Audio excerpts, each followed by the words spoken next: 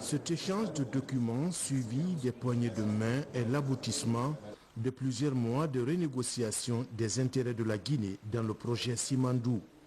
Un accord cadre tripartite est enfin signé entre la Guinée, la société Winning Consortium Simandou et le groupe Rio Tinto Simfer. C'est un accord cadre historique pour l'exploitation du corridor de fer du mont Simandou situé au sud-est de la Guinée. Le projet Simandou qui est le gisement le plus riche du monde, qui reste maintenant à exploiter dans le monde entier et avec plus de 4 milliards de tonnes. Donc c'est le gisement le plus convoité aujourd'hui. Il y a deux compagnies qui sont impliquées là-bas, Rio Tinto Simfer d'un côté pour les blocs 3 et 4 et vous avez Winning Consortium pour les blocs 1 et 2. Des renégociations à l'allure d'une inversion des tendances de business dans le secteur minier guinéen. Une volonté du président de la transition, chef de l'État, partagée par les sociétés signataires qui s'engagent dans une nouvelle aventure au sein d'une co-entreprise de 35 ans.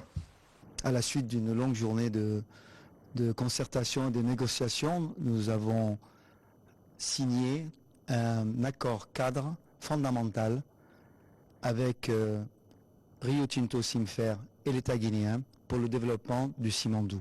Cet accord cadre va permettre le développement conjoint de ce projet, qui est un projet gigantesque, un grand défi humain, un défi également technique et financier. Donc l'effort de tous va permettre une accélération du processus et une reprise du travail dans de meilleures conditions pour que ce projet arrive à maturité et puisse amener plus de développement et plus de richesse en Guinée. Annoncer un pas, on va dire, historique pour le développement du projet Simandou. Je devrais dire un co-développement du projet Simandou. Nous pensons que le co-développement est un très bon modèle de développement, en partie à cause des grandes sommes, des grands capitaux à réunir, mais aussi pour apporter l'expertise de chacun. Et on a vraiment hâte de continuer à travailler maintenant ensemble avec nos nouveaux partenaires et l'État guinéen. Le nouvel accord cadre pour l'exploitation du gisement de fer de Simandou offre une nouvelle perspective aux Guinéens de sentir dans leur quotidien les effets de l'exploitation des ressources naturelles du pays. Écoutez, l'ensemble du projet est aux alentours, bon, ce sont des chiffres vertigineux, hein. Nous parlons de 15 milliards de dollars entre les infrastructures et le développement minier, le port. Donc 15 milliards de dollars sur un chemin de fer d'environ 670 km. Il y a même une bretelle en haut pour séparer les 4 blocs, le bloc 1 et 2 et 2 et 3. Parce que ce projet va amener de la prospérité en termes d'emploi, en termes de redevances, en termes d'impôts et en termes de développement humain pour notre pays. Oui, historique parce qu'aujourd'hui, notre CEO l'a annoncé, le fer de Simandou est très demandé sur la planète. C'est un fer très riche en qualité qui permet de produire de l'acier vert dont les marchés sont aujourd'hui de plus en plus friands. C'est un fer aussi qui est en quantité très abondante et donc évidemment c'est un défi extraordinaire qui est attendu de tous. Dans les échéances définies, la réalisation des infrastructures, chemin de fer Trans-Guinée, le port minéralier et autres prend fin en décembre 2024. Et l'exploitation du gisement de fer démarre en mars 2025. Sous la clairvoyance du chef de l'État, colonel Mamadi Doumbouya, plusieurs innovations jalonnent l'accord cadre pour l'exploitation du fer de Simandou. C'est le lieu de remercier tout le monde, y compris ces deux partenaires, qui ont mis de côté beaucoup d'ego, beaucoup d'autres intérêts pour revenir à ce qui est un partenariat gagnant-gagnant pour toutes les parties. La réalisation des infrastructures ferroviaires et portières, donc ce qui veut dire de Bela à Forécaria, 670 km, et le port en eau profonde à Morebaya dans Forécaria, ces deux infrastructures-là, d'une équivalence de près de 15 milliards de dollars. Avant, jusqu'hier nuit, la Guinée avait 0%. Donc on avait 0 francs dedans. Et l'État guinéen, on a négocié et hier, on est parvenu à avoir 15% des rails et 15% du port, 15% des mines.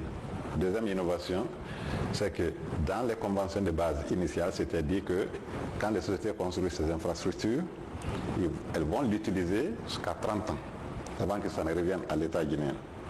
Nous sommes parvenus aussi à obtenir le fait que ces infrastructures-là, dès leur réalisation, à l'instant T, deviennent propriété de l'État. Nous allons créer une agence nationale de gestion des infrastructures ferroviaires et portières, comme ça se fait en France, comme ça se fait au Canada, en Australie et dans bien d'autres pays. Nous avons dit que les infrastructures qui vont être construites, les rails en particulier, ce ne serait pas seulement pour le minerai.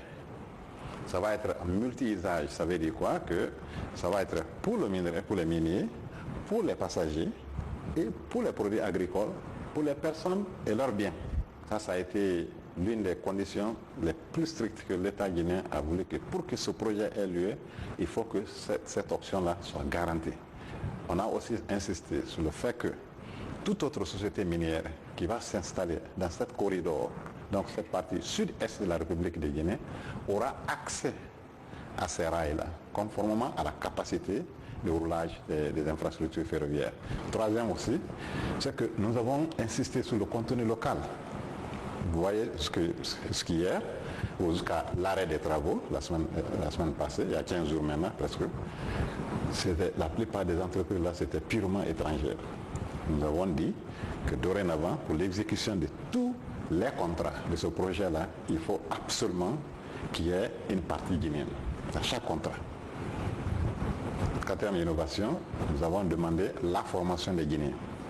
Chaque entreprise qui vient s'installer en Guinée maintenant, la formation et le transfert du savoir deviennent une obligation. Et ça, ce n'est pas négociable. La cinquième innovation, c'est que le chronogramme est très précis. L'exécution de ces 670 km de rails de Bela à Forêt-Caria et le port en eau profonde à Morbaya dans Forêt-Caria doit se réaliser d'ici décembre 2024. Et la première production commerciale doit se faire au plus tard le 31 mars 2025. Avec cet accord cadre, l'État guinéen marque effectivement son retour dans l'exploitation des projets miniers. Ainsi, juste au terme de sa période de mise en œuvre, les infrastructures ferroviaires et portuaires reviendront dans le portefeuille de l'État. Merci beaucoup.